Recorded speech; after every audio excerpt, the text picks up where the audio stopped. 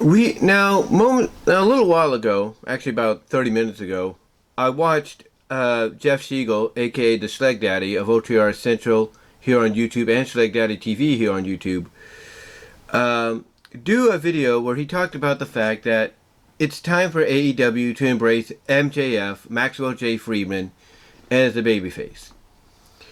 And I listened to what he had to say, and Jeff brought up a lot of good points. You know, he even gave some past examples of wrestlers who, were booed by the fans and, over time won them over. Like The Rock. When he was doing the Rocky Maivia deal, they had to die Rocky die. So when he basically embraced that and became more of a elaborate, I wouldn't say elaborate, but more of a self-centered heel when in the nation, basically showing that he's willing to now use people to get what he wants, and then also associate himself with those that people conceive to be the devil of wrestling, the true devil of wrestling. When the time came to turn him babyface, the reaction was huge because fans were wanting that moment. Fans could see that moment building and building and building over time. And they got a small taste of it before Survivor Series 98? They got a taste of it then. Got a little bit of a taste of it. And then afterwards, they got a taste of it full on after WrestleMania. WrestleMania 15, that is. So that's a good prime example right there of, somebody basically taking the hate they got, embracing it, going a step further to truly get the fans to hate them.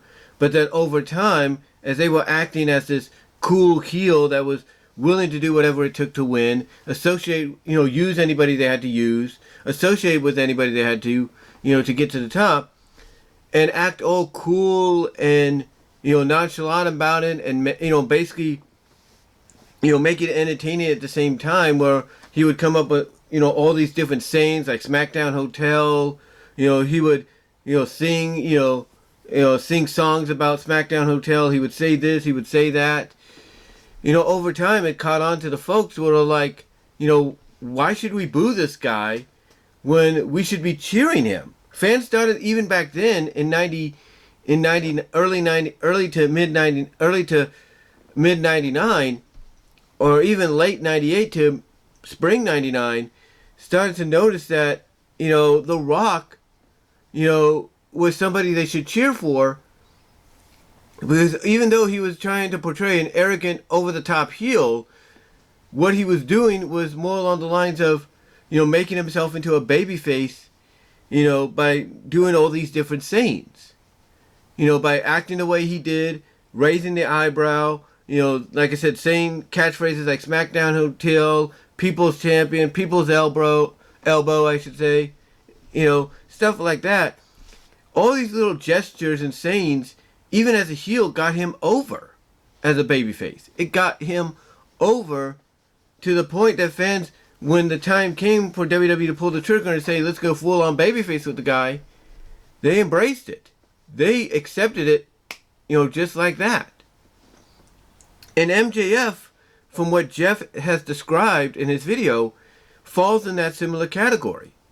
He falls in a very similar category to where he's doing whatever it takes to get people to hate him. He's associating with certain people and groups to help him get a win, even if he doesn't do any of the work. He's doing what he can to get the people to, like I said, to turn against him by giving them like the double deuce after his return at All Out, as well as even insult them, on his return to Dynamite, on the second Dynamite after All Out. He's doing everything he can to get people to hate him, but yet people are not doing that. They're embracing him because what they see is, even though it's somebody that comes out and says, I'm better than you and you know it, which is basically a very heelish thing to say, people are now accepting that and embracing that, as MJF telling the authority of AEW, mostly Tony Khan, I'm better than you, I'm better than this company, and you know it. So to them, they're basically feeding off Maxwell. They're feeding off him. And through Maxwell, they're giving Tony Khan that attitude. Fans are giving Tony Khan that same attitude of, hey, we fans are better than you, Tony, and you know it. So they're living vicariously through Maxwell J. Friedman, even though he's trying his best to be a heel. And if you're an agent backstage that works with someone like Maxwell, and you're pointing this out to him, saying, hey, people want to cheer you, why not embrace that? Maxwell's the kind of guy that even though he'll listen to the suggestion, he won't do it. He'll thank you for the suggestion, but tell you he's comfortable being a heel because it just comes more natural for him to be a heel, to be a prick, to be an asshole to a lot of people. And he's right. He is right. This is a gimmick that has worked for him since he began his career. It's worked for him in MLW. It's worked for him in CZW. It's working for him in AEW. So why change? Why change it? Why change what is essentially a good thing? As the old saying goes, why fix it if it's not broken? And for Maxwell, this is something you don't need to fix. You could tweak it a little bit here and there, but as long as it largely remains the same, why even change any of it? Why attempt to, give it a makeover when it doesn't need it? And here's the thing. I get that he's an anti-authority figure on television, or that's how fans perceive him, because he's against AEW and Tony Khan. I get that he's associated with a group led by Stokely Hathaway, and this group helped him win the casino chip at All Out, which potentially he could cash in tonight, if you think about it. So I get he's doing all these heelish things, but let's talk about the firm for one moment, okay? When Maxwell introduced Stokely and the firm, Stokely made it clear that, yeah, they're a group, they're a faction, but they're the kind of faction that will only come together when either Maxwell needs them or they need each other. And here's what's interesting.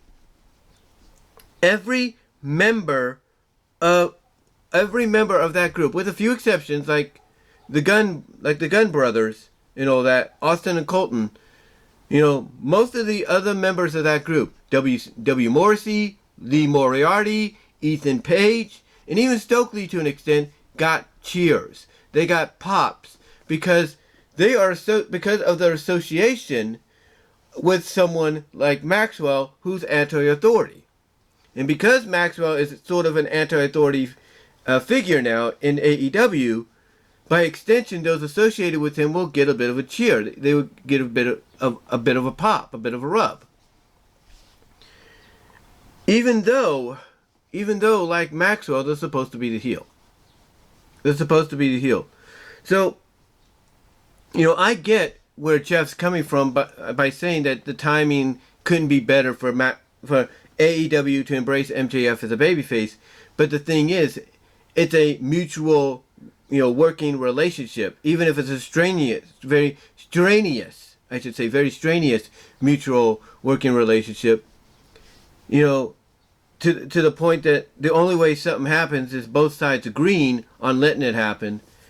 In this case, on camera and behind the scenes, even though I and everybody else gets, where Jeff's coming from, it's not gonna happen, unfortunately.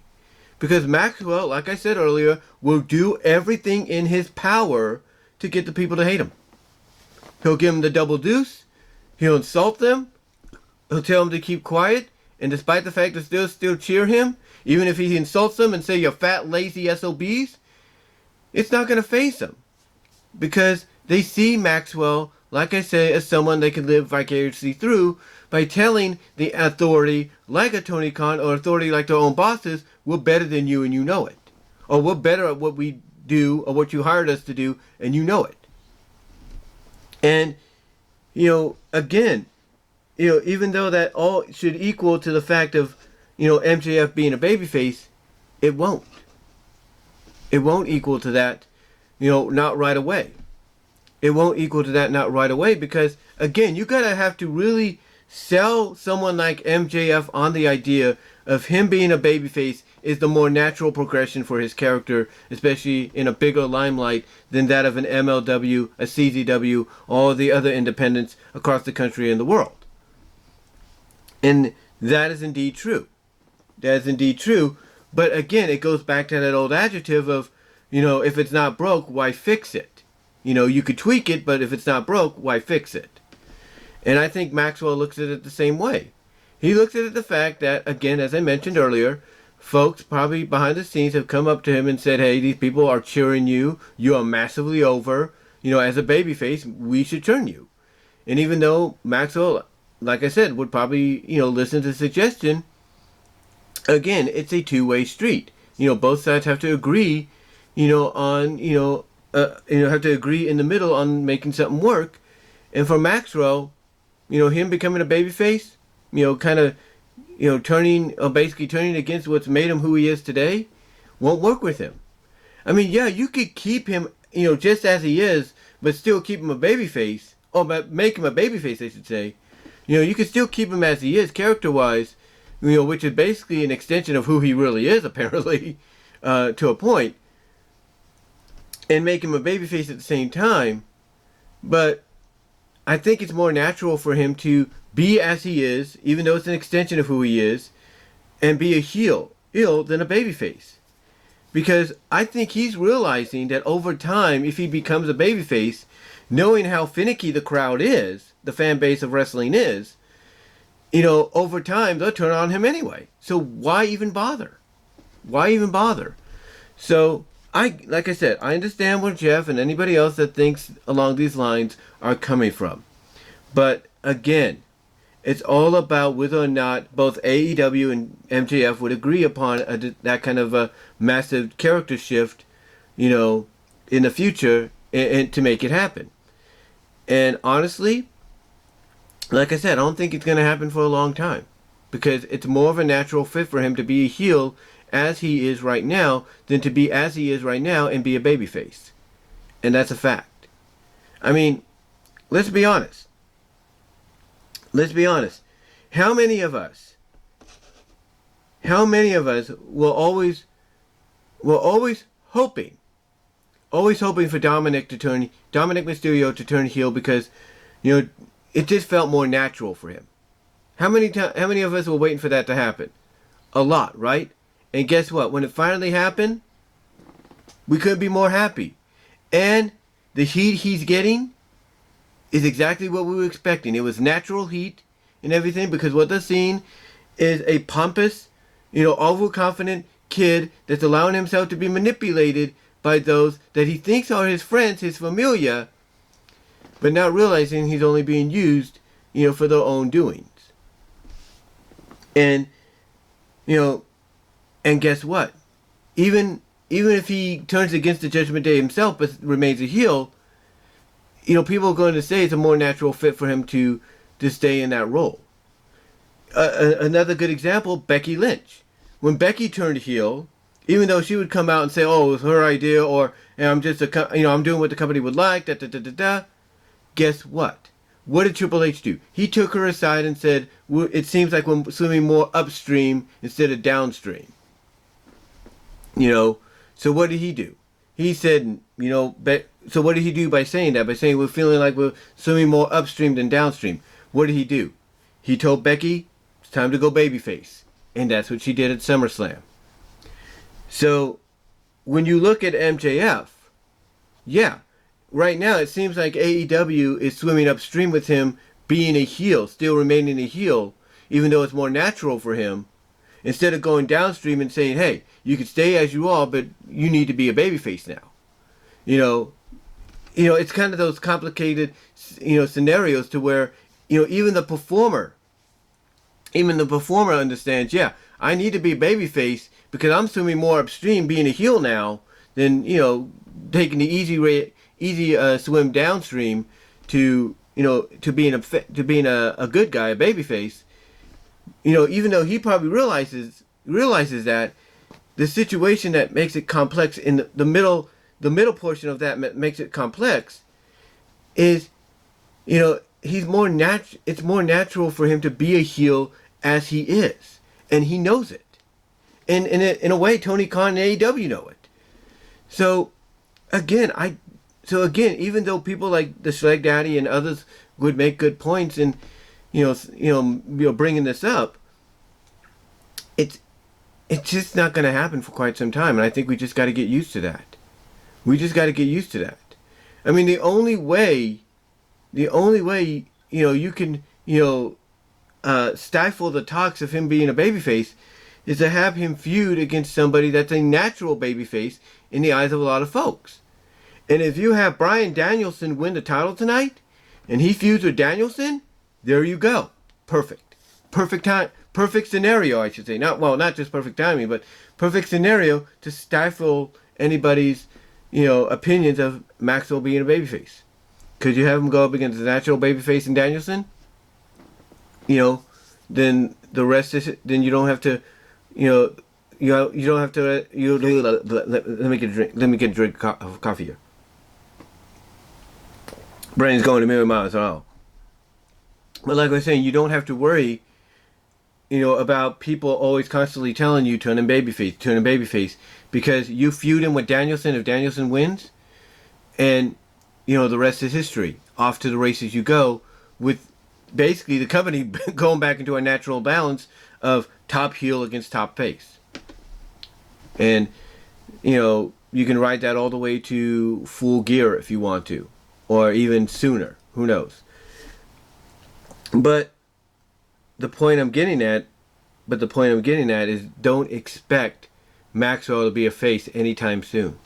Because even though it feels like they're swimming upstream with this, him remaining a heel, it's more the complexity of it in the middle is it's more natural for him, as an extension of who he is to be a heel than a face. Even though he might know that, he's struggling swimming upstream as a heel right now instead of making the easier transition to a face. But what do you guys think? Do you think Jeff has a point? Do you think, it's time for AEW to embrace Maxwell as a babyface? Or do you think maybe, it's wishful thinking, on the half of the Schleg Daddy and anybody else that thinks along these same lines to make Maxwell a babyface because it's more natural for him to be a heel? What are your thoughts? And do you think if Danielson wins tonight, at Grand Slam, and Maxwell feuds with him, that will allow a bit of a balance to get back to AEW of top heel against top face? What are your thoughts? Let me know down below in the comment section, as well as in the live chat during the premiere. Like the video. Super chats, super stickers are open, and super thanks after the premiere as well. Check me out at my Teespring store for merchandise you can't get anywhere else. Also check me out at Venmo at Brian-Woman-2 and at Cash App at BWRoses98. Also check me out at Patreon.com/BWRoses, the $1, $3 tier. Also check me out at DeviantArt at BVW1979. Check me out at VENMO at BW Roses. Also check me out at BW Roses Discussions and all your favorite audio podcast locations except for Pandora. And until next time, guys, again, give me your thoughts. Sorry if I rambled a little bit here. I'm still kind of waking up. I worked, I worked yesterday, so my body's kind of relaxing. I'm kind of relaxing, but let me know what your thoughts are, though. Comment down below, live chat during the premiere, and I am out. I will talk to y'all later.